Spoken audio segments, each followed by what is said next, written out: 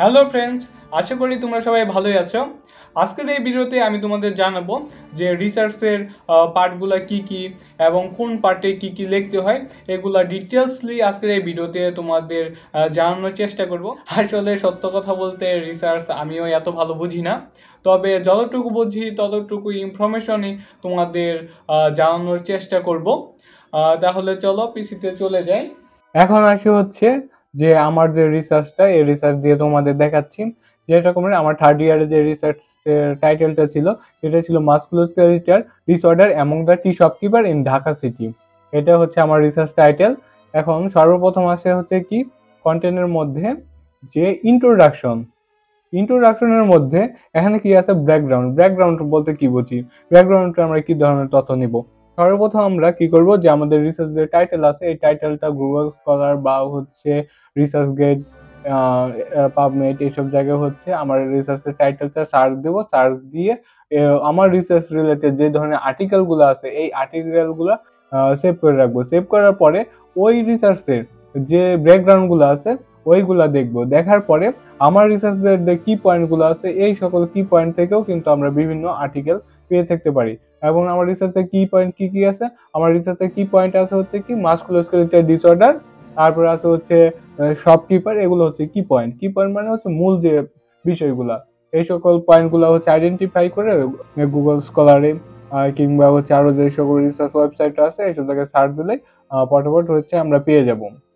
এখন ওই যে রিসার্চ আর্টিকেলগুলো আমরা ডাউনলোড করলাম, করার পরে ওখানে যে ব্যাকগ্রাউন্ড আছে ওইগুলোর সাথে হচ্ছে পড়ার পরে তারপর হচ্ছে কিছু বিষয় সর্বপ্রথম দেখতে হবে। যেমন কি পয়েন্টগুলো ডেফিনেশনগুলো দেখবো আগে, তারপর হচ্ছে কি কি প্রবলেম হচ্ছে রিসার্চটার এগুলা বলবো। তারপর প্রিভিলেন্স রেট লিখতে হবে, যে গ্লোবালি কত পার্সেন্ট হচ্ছে, এশিয়া মহাদেশে কত পার্সেন্ট হচ্ছে।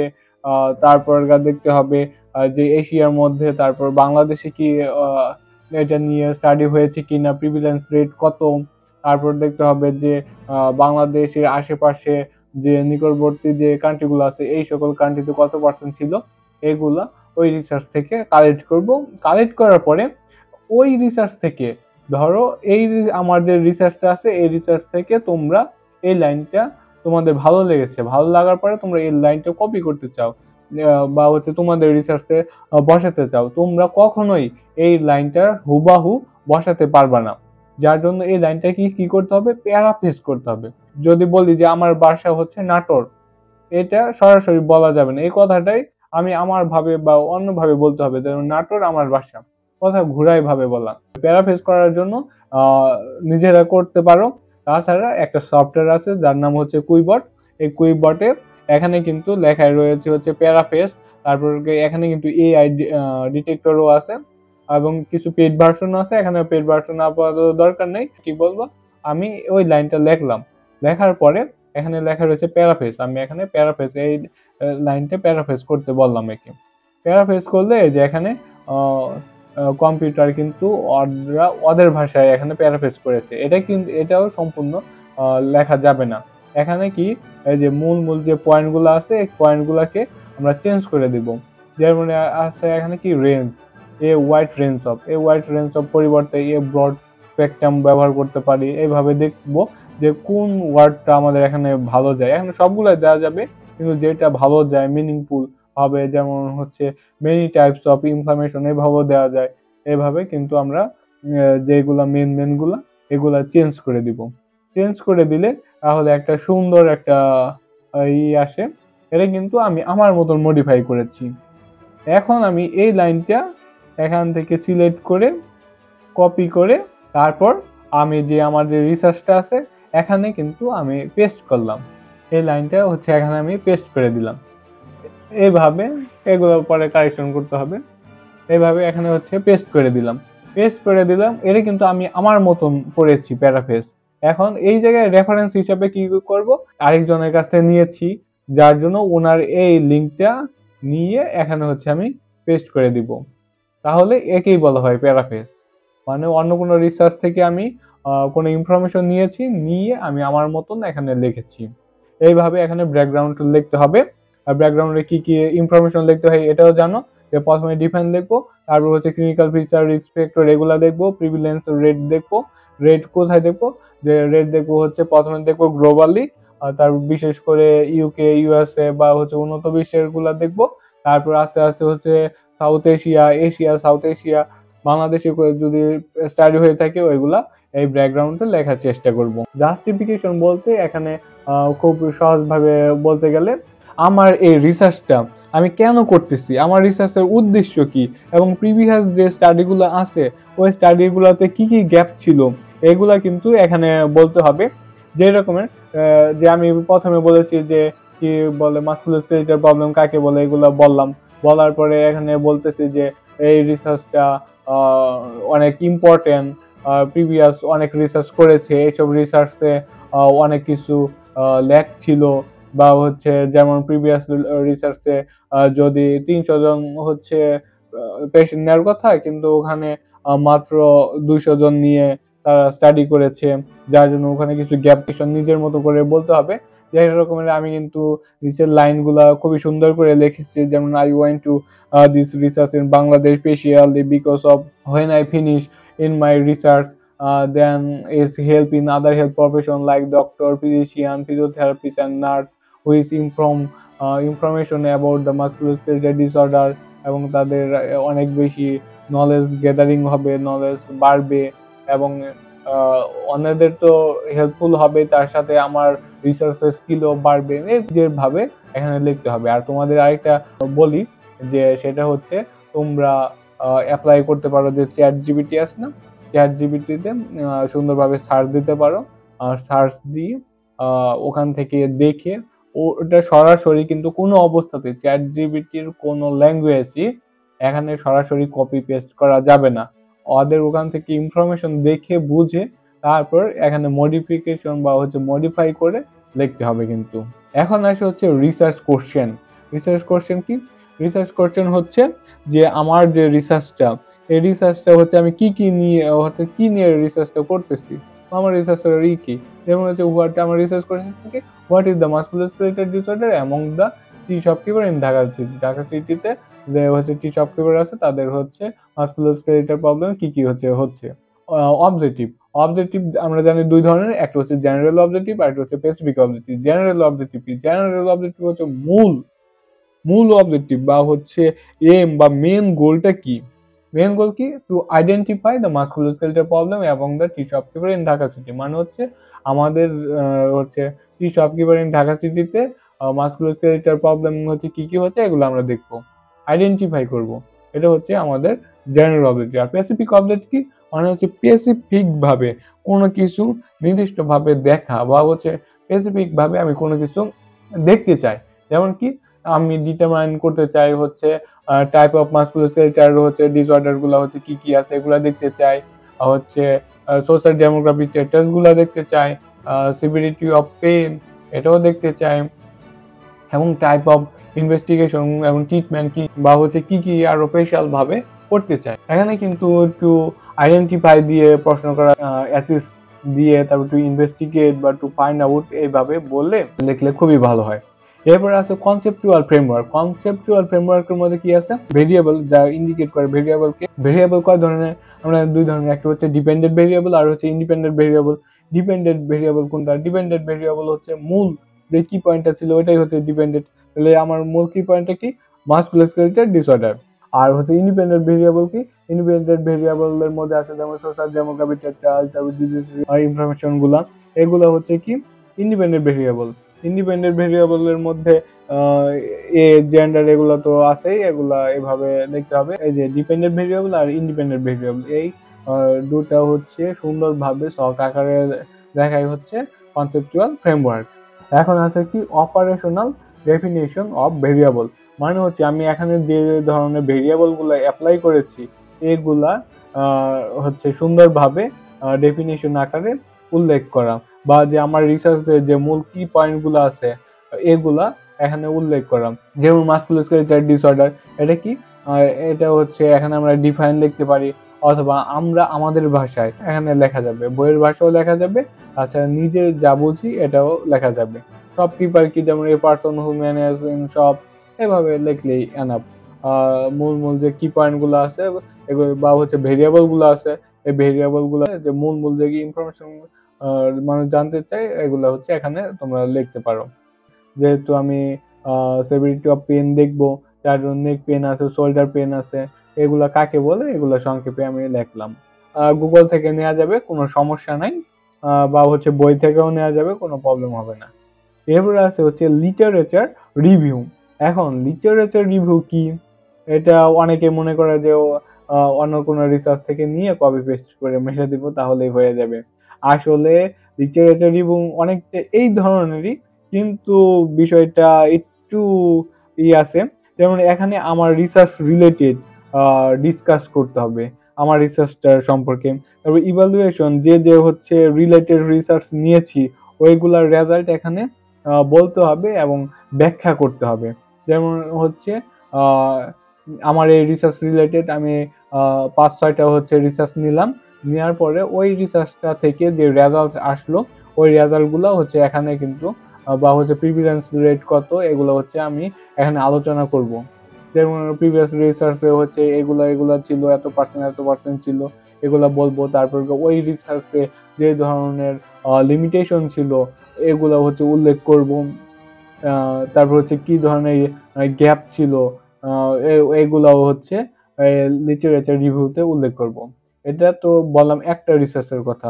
এখানে একটা রিসার্চে এই ঘটনা, এরপর আবার আরেকটা রিসার্চ দেখবো, আরেকটা রিসার্চের একই যে রেজাল্ট দেখবো। তারপর আছে হচ্ছে স্টাডি লিমিটেশন দেখবো, গ্যাপ দেখবো, এগুলা এই যে হচ্ছে লিটারেচার রিভিউতে বিস্তারিত ব্যাখ্যা করতে হবে।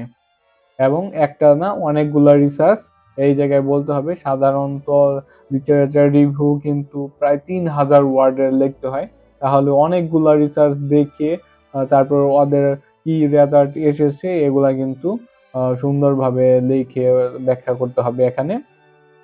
আর সবচেয়ে সুন্দর মাধ্যম কিন্তু আমি আগেই দেখিয়ে দিয়েছি, সেটা হচ্ছে প্যারাফ্রেজ করতে হবে। আমার যে কোনো আগেই বললাম যে আমার যে লাইনটা পছন্দ ওই লাইনটা আমি নিলাম, নেওয়ার পরে আমি এখানে কপি পেস্ট করলাম, করার পরে আমি এখানে কি বললাম, এখানে কিন্তু আমি প্যারাফ্রেজ করলাম, প্যারাফ্রেজ করে প্রত্যেকটা লাইনের মিনিং গুলা বা হচ্ছে ভার্ব গুলা চেঞ্জ করে একটা সুন্দর একটা সেন্টেন্স তৈরি করলাম। এইভাবে করে তারপর হচ্ছে যদি আমি ব্যবহার করি তাহলে খুবই ভালো হয়। আর যদি যারা পারে যে যে কোনো লাইন দেখে যা মডিফিকেশন করে পারে তারা তো অ্যাডভান্সে তাদের হাঁকিয়ে বলবো যে প্রত্যেকটা রিসার্চ দেখবো, দেখে ওখানকার কোশ্চেন কোশ্চেন বললাম, রেজাল্ট দেখবো, রেজাল্টে কি আসে এগুলা দেখে এখানে বলবো। তারপর হচ্ছে ওই স্টাডি লিমিটেশনে যাবো, গিয়ে বলবো যে ওই রিসার্চে এই প্রবলেম ছিল এগুলা বলবো। এরপর আছে হচ্ছে মেথোডোলজি, স্টাডি ডিজাইন। যেমন আমার রিসার্চটা কোন ধরনের স্টাডি ডিজাইন, প্রথমে আমরা লিখবো হচ্ছে এম লিখবো। এম লেখার পরে না ডেসক্রিপটিভ টাইপ অফ প্রসেশনাল স্টাডি, না হচ্ছে কেস কন্ট্রোল স্টাডি, না র্যান্ডমাইজ কন্ট্রোল ট্রায়াল, এগুলো হচ্ছে এখানে লিখবো।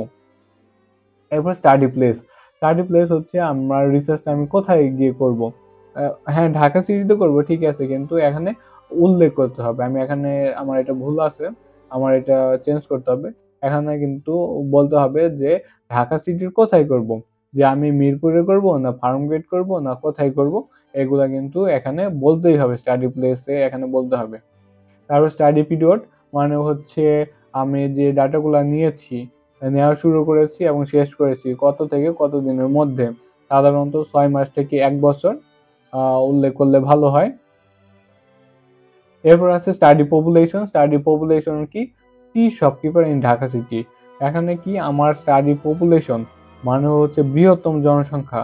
বৃহত্তম জনসংখ্যা কি, যত ঢাকা সিটির মধ্যে যত টি শপকিপার আছে সবাই হচ্ছে আমার স্টাডি পপুলেশন। এখন আছে কি স্যাম্পল সাইজ। স্যাম্পল সাইজের এটা হচ্ছে ক্রস সেকশনালের সূত্র। আর স্যাম্পল সাইজের সূত্র কিন্তু অবশ্যই ডিফারেন্স হবে প্রত্যেকটা। এটা ক্রস সেকশনাল সূত্র তো একই, কিন্তু কেস কন্ট্রোলের আলাদা সূত্র হবে, তারপর আরসিজিতে ক্ষেত্রে আলাদা সূত্র হবে। এই সূত্রগুলো পাবা কোথায়, অবশ্যই প্রিভিয়াস যে রিসার্চ করেছে ওখান থেকে তো পাবা। আর আরেকটা হচ্ছে এবিসি, এবিসি যে রিসার্চ বইটা আছে এই বই থেকেও তোমরা ইনফরমেশন কালেক্ট করতে পারবা।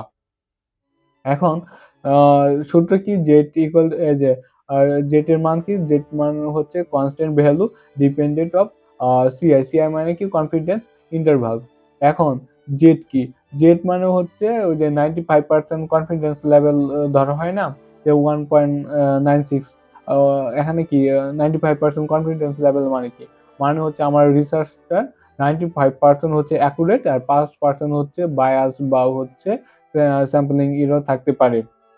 যার জন্য এই যে জেড এর মান তো অবশ্যই 95% ধরতে হবে। আর ডি বা আর মানে হচ্ছে স্যাম্পলিং এরর কত হয়, যেমন 0.05% এইভাবে স্যাম্পলিং এরর ধরতে হয়। আর পি, পি এর মান, পি মানে হচ্ছে কি প্রিভিলেন্স। প্রিভিলেন্স আমরা কিভাবে পাবো, পি এর মান অবশ্যই অবশ্যই প্রিভিয়াস স্টাডি থেকে নিতেই হবে। এটা কখনোই বানাইয়া বা অন্যভাবে দেওয়া যাবে না। পি এর মান আমার রিসার্চ রিলেটেড যে আগে বা যে ধরনের রিসার্চ গুলো করেছে ওখান থেকে পি এর মান নিতে হবে।